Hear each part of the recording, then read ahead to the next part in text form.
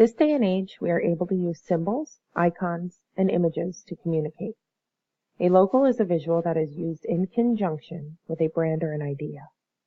Logos communicate information, emotions, and perceptions for viewers.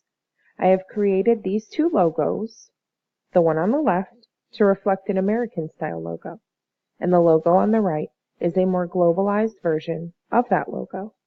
Since most of the company's global clients come from India, I have designed this logo to reflect the visual preferences that will appeal to that specific audience. Let's take a look at the American logo that I have created to be used. Notice the background is purple, which is related to power and richness, based off of Xerox's United States of America's color chart.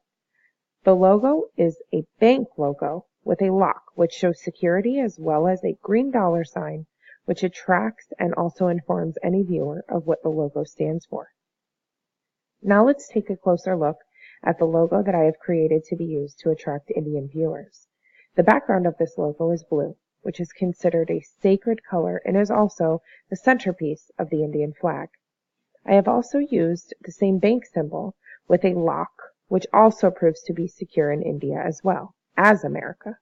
I have also utilized India's symbol for currency and chose to make it yellow, due to yellow being a popular color in India. When creating logos, you must always go back to the basics of attracting your viewers by knowing what is visually attractive to your viewer. The visual design, emotional association, and the experience someone has all affects the success of a logo.